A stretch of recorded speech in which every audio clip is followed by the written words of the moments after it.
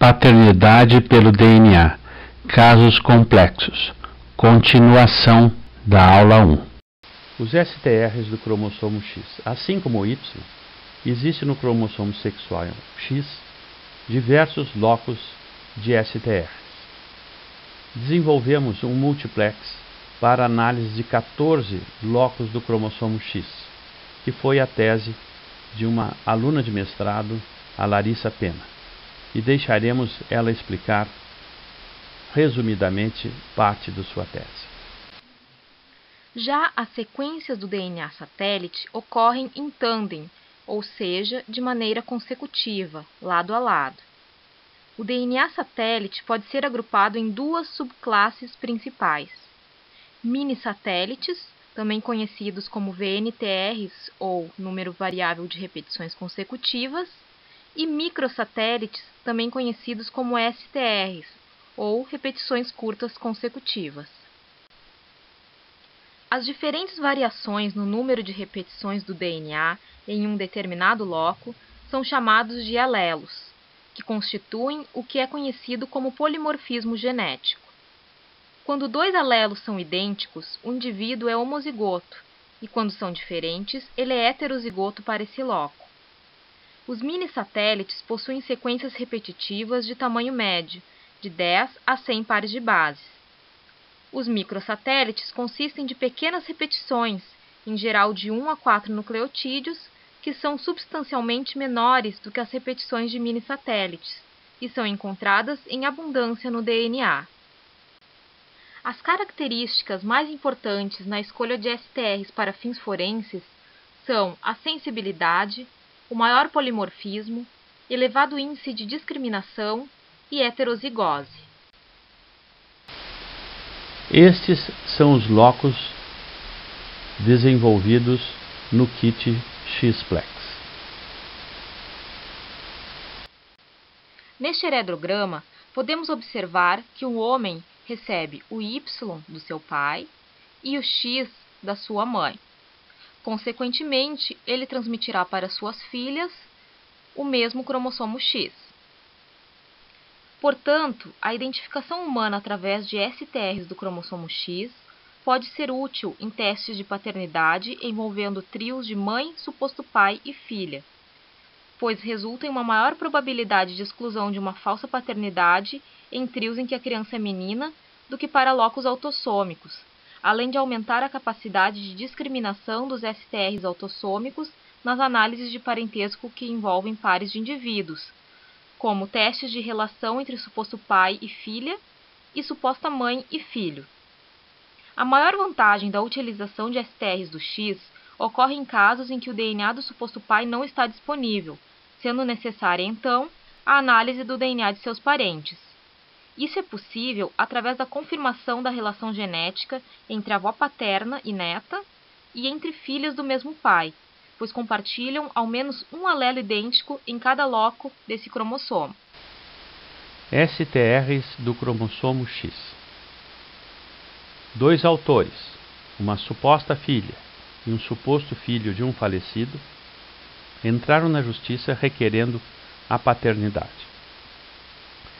Vieram para exames, além dos autores, um filho homem do falecido e duas filhas mulher, além do pai do falecido e da mãe, possíveis então avô e avó paternos. Observem que em vermelho está se mostrando na mãe do falecido embaixo, no locus HPRTB, o alelo 15. O 15 passou da mãe para o seu filho, que é o falecido, e esse para todas suas filhas mulheres. Então, tanto as filhas legítimas como a suposta filha apresentam o mesmo alelo existente na avó, em todos os locos. Observem que DX7424 é a mesma coisa. A mãe do falecido tem o alelo 17, que ela passou para ele, e ele passou para todas as filhas legítimas e supostas filhas. Então, este é um caso de inclusão de paternidade observado pelo DNA do X. Caso 10. Exclusão difícil de paternidade. Análise de tias. locos autossômicos. Observamos na perícia a autora e sua mãe, e duas supostas tias e um suposto tio, 3 irmãos do falecido. Pelos locos autossômicos, observamos que, em amarelo, o alelo comum entre a autora e sua mãe, sendo que em cinza é o alelo paterno e é não existente em diversos locos, como o TPOX ou o CF1PO, não existente nos supostos tios. Isso acarretou que a probabilidade de paternidade foi menor de 1% e que praticamente é uma exclusão de paternidade.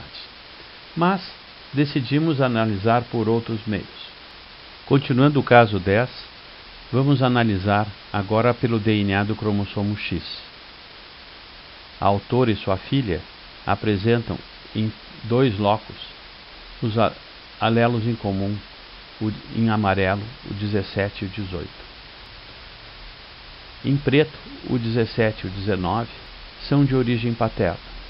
E observem que entre irmãos, em relação aos tios, nós só podemos encontrar 3 alelos do X, sendo 2 de herança materna, XX, e 1 X do pai. No loco 7424, encontramos que entre as tias, os 3 possíveis alelos, o 14, o 16 e o 13, diferentes do alelo 17, de herança paterna da autora. Então temos uma exclusão.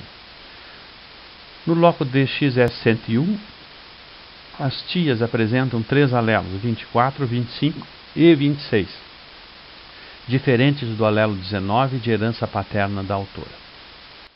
Nesta figura serve para mostrar que entre homens só podemos ter um alelo do X, o alelo 13, o alelo 10 no 8378 e no 7133 o alelo 11. As mulheres podem ter 2X, mas os homens apenas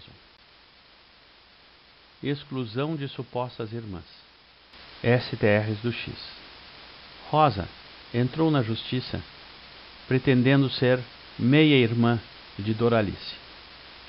Bom, se elas fossem realmente meia-irmãs, elas teriam que ter nos STRs do X sempre um alelo em comum em todos os locos. E nós não observamos isso.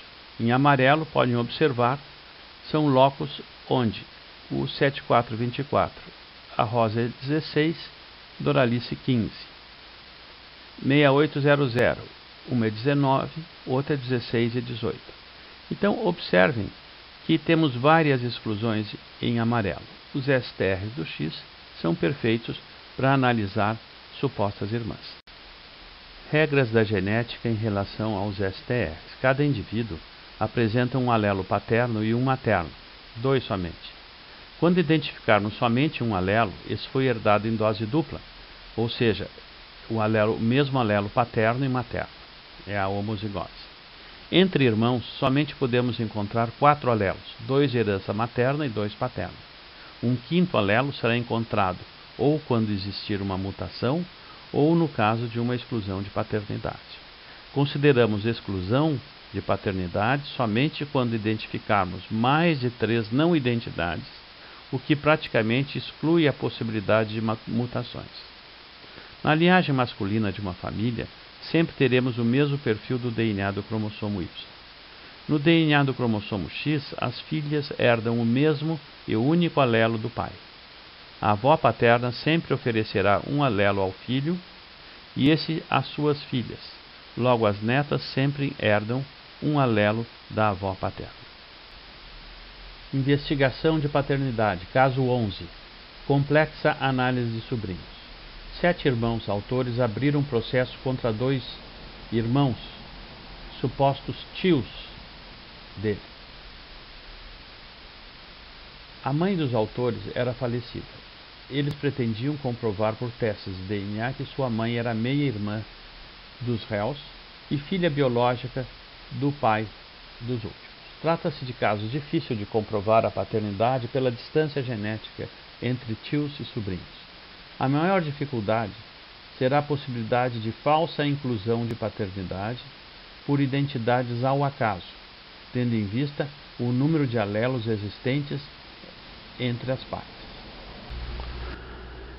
Na tabela, apresentamos os STRs autossômicos dos 7 pretensos sobrinhos, comparados com os supostos tios, que chamamos de irmão 1 e irmão 2. Observem que em todos os locos, em laranja, temos alelos em comum entre os sobrinhos e os supostos tios. Isso dá a ideia de que seja uma inclusão de paternidade. Mas observem a distância genética entre um sobrinho e um tio. Observem no D3S1358 que os sobrinhos apresentam 5 alelos, 14, 15, 16, 17 e 18, na seta vermelha. No outro locus D13S317, novamente 5 alelos, e no D18S51, 12, 14, 15, 16, 17 e 18, 6 alelos, sendo que o permitido pelas regras da genética entre irmãos são 4 alelos, 2 de origem materna e 2 de origem paterna. Portanto, aqui podemos afirmar que esses 7 sobrinhos não têm o mesmo pai biológico. Eles têm provavelmente 2 ou 3 pais biológicos. Nesta tabela, mantivemos os supostos tios, como irmão 1 e irmã 2, e incluímos 7 outros irmãos que não têm nada a ver com esse processo, com testes de DNA realizado no passado, pois nós incluímos esses 7 irmãos em lugar dos sobrinhos, como se fossem outros sobrinhos, sobrinho 8, 9 até 14. E observem que, comparando, nós temos na maioria dos locos novamente alelos de DNA em comum entre os sobrinhos e os supostos tios, com 2 únicas exceções, onde não houve identidade, no D2S1338 e no D18S51.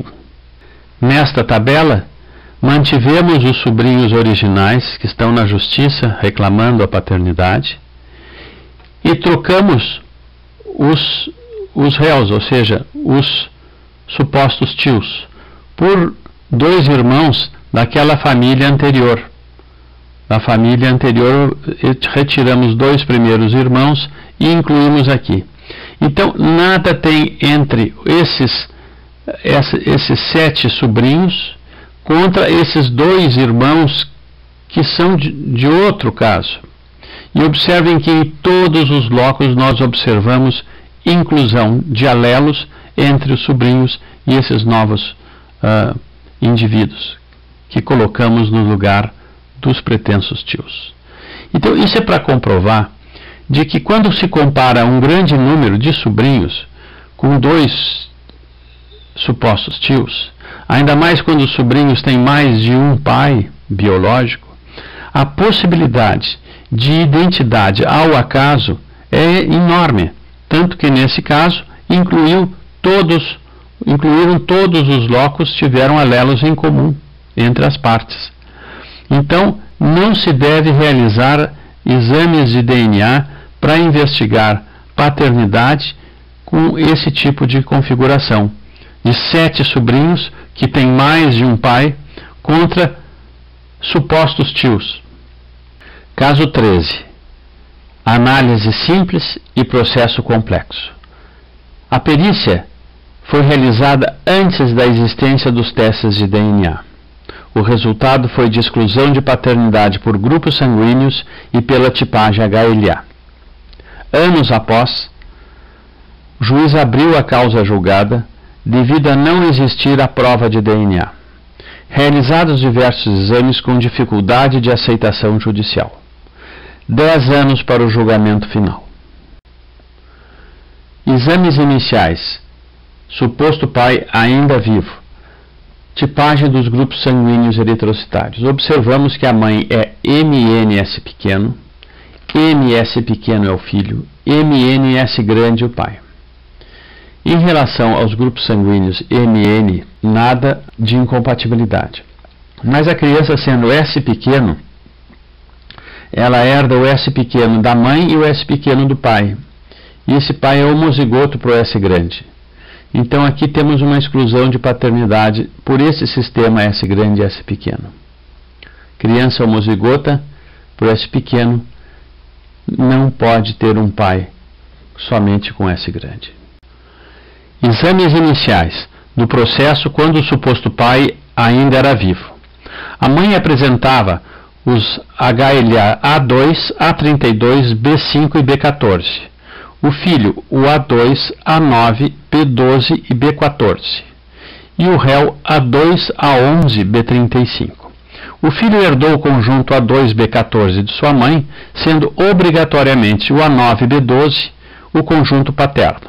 O suposto pai não apresenta esse conjunto, mas o A2, B35 ou o A11, B35. Ele é homozigoto para o B35, provavelmente. O resultado: exclusão de paternidade pelo HLA. Nova tipagem HLA da mãe e seu filho.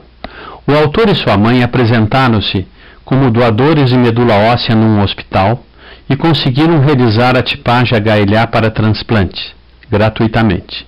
A mãe apresentava os alelos HLA A2, A32, B5 e B14. O filho A2, A24, B44 e B14. Interpretaram mal os resultados iniciais, propondo ter havido erro, pois no exame anterior o autor era A2, A9, B12, B14, surgindo agora os alelos A24 e B44 não existentes anteriormente.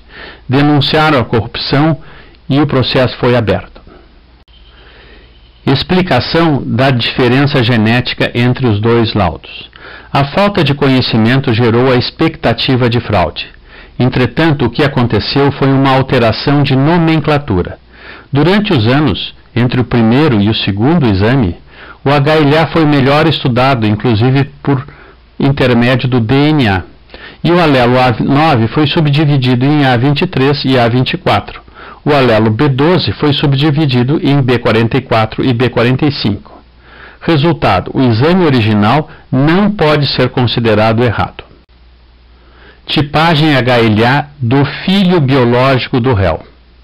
Tendo em vista a abertura do processo transitado em julgado e solicitação de nova investigação de paternidade, agora analisando o filho biológico do réu, que agora é falecido, decidimos anteciparmos e identificar se o resultado anterior estaria correto. O filho biológico, pela primeira vez tipado, apresenta os alelos HLA A11, A26, B35 e B38. Resultado: confirmado o conjunto presente no suposto pai, em exame anterior ao seu falecimento, e que resultou na exclusão da paternidade do autor. Finalmente, a nova perícia, após anos da perícia inicial. Então foi aberto o caso e realizado diversos testes, entre eles o HLA. A mãe era A2, A32, B5 e B14. O A2B14 está presente no autor, portanto ele recebeu esse conjunto da mãe, sendo o A9B12 de origem paterna. E o filho biológico do falecido não apresenta esse A9B12. Então não houve nenhuma diferença entre os marcadores da mãe e de seu filho entre as duas perícias. A perícia atual não exclui a paternidade pelo fato de não termos analisado o suposto pai. Entretanto, a análise de seu filho demonstra o conjunto A1135, em verde, existente no falecido na primeira análise. DNA do cromossomo Y.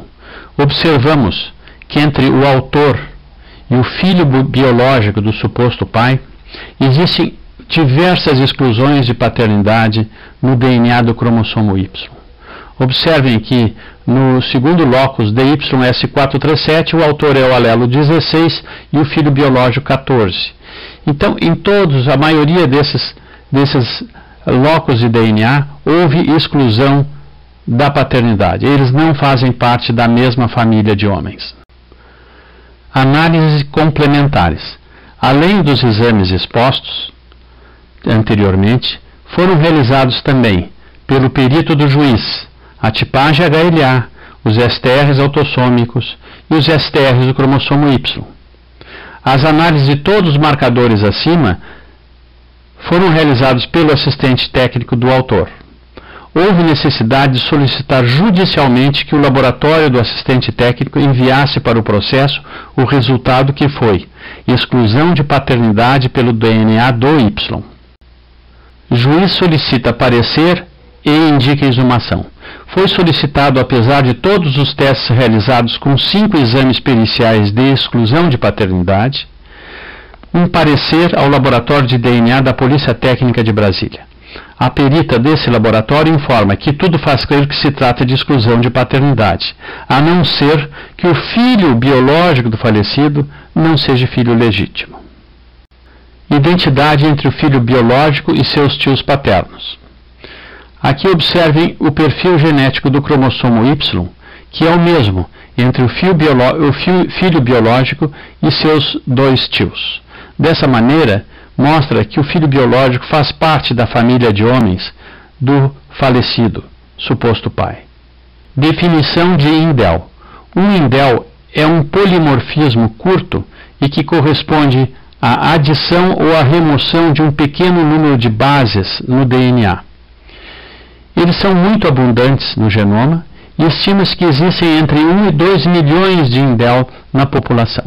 A maioria deles ocorrem por repetições lado a lado, sendo mais fácil de identificação do que os SNPs, por usarmos testes semelhantes aos STRs com o sequenciador automático do DNA. Exemplo: deleção de 2 bases.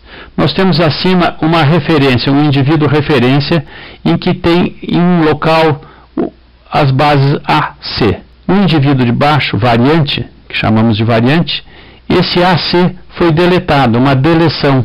Então, esse indivíduo agora tem um DNA que não tem as 2 bases referência acima. Pode haver inserção de 2 bases. Então, podemos observar no indivíduo referência uma sequência de bases onde não tem aquele AC que existe em vermelho embaixo, na variante. Então, nós podemos ter inserção e deleções de bases, e isso é transmitido aos filhos, e serve como um marcador genético. Realizada a exumação. O material biológico exumado estava completamente deteriorado. Praticamente só existiam as alças do caixão e alguns fragmentos ósseos. O laboratório da Polícia Técnica levou 1 ano e meio para oferecer o laudo informando da impossibilidade de analisar o DNA desnaturado. No entanto, conseguimos mostrar algumas exclusões de paternidade pelos indels, método recente que permite amplificar o DNA desnaturado que encontra-se em pequenos fragmentos. A análise de indels após a exumação mostrou 4 locus com exclusão. Por exemplo, o G01, o autor tem o alelo 1 e o filho biológico 2. Então não pode existir compatibilidade entre o autor e o filho biológico. Eles têm pais diferentes. É uma exclusão de paternidade, assim como vemos no G07, no G09 e no R10. Nas figuras apresentamos alguns indels tipados molecularmente. Observem que no primeiro nós temos um alelo 1, depois temos um locus que tem o alelo 2 e 1, o alelo 1 e 2, alelo 1 e 2 novamente, heterozigose, heterozigose 1 e 2, e assim por diante. Assim vamos lendo locus por locus de indels, homozigotos e heterozigotos. 3 autores contra 3 filhos biológicos. Entraram na justiça 3 autores e, para comparação, tínhamos os filhos biológicos 1, 2 e 3 do suposto pai falecido. Nesta análise, temos que comparar autor por autor com o grupo de filhos biológicos. Então, a autora 1 contra os filhos biológicos 1, 2 e 3, observamos que é uma exclusão de paternidade no locus FGA. A autora é 21, 24 e os filhos biológicos 20, 22, 22,2 e 23. Então, aí temos 4 alelos e não é possível termos 5 alelos que seria se acontecesse a entrada do 21 ou do 24 da autora. Então, dessa maneira, isto está contra a regra da genética e se trata então de uma exclusão de paternidade ou uma mutação pode ter ocorrido. Mais abaixo, podemos observar que tem mais 5 locos onde o índice de paternidade foi muito baixo, mas não houve exclusão, não foi observada a exclusão, mas simplesmente os índices foram muito baixos e que levou a probabilidade de paternidade em relação ao autor A1 a um número muito pequeno, ao contrário do que aconteceu nos índices do autor 2 e 3, que tiveram alguns locos sem coincidência de alelos, mas foram muito poucos. Analisamos o DNA do X entre a autora, número 1, e a sua suposta meia-irmã, que é a filha biológica 3. Observamos identidade. Em todos os locos existia um alelo em comum entre essas duas mulheres, com exceção no segundo locus de XS101, que houve uma exclusão, mas que não está afastada uma mutação do 26 em 27 na filha biológica.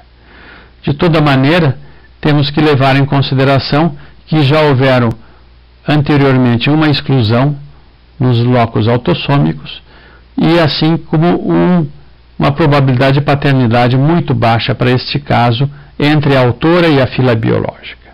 Agora, entre os homens, os autores e os filhos biológicos, observamos pelos locos do Y uma identidade, um perfil genético idêntico entre esses homens, uma inclusão pelo Y.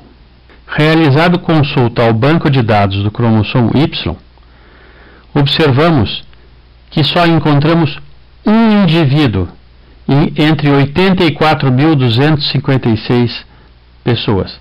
Somente um indivíduo no mundo era idêntico ao perfil do Y existente nesta irmandade. O estudo de georreferenciamento do banco de dados do cromossomo Y consegue mostrar no mapa onde existe esse único pessoa com identidade do sistema de STRs do Y com esses irmãos. Observem que está localizado na Europa e o atual no Rio Grande do Sul. Então, o único indivíduo com o mesmo perfil do Y desses irmãos está localizado no sudoeste europeu.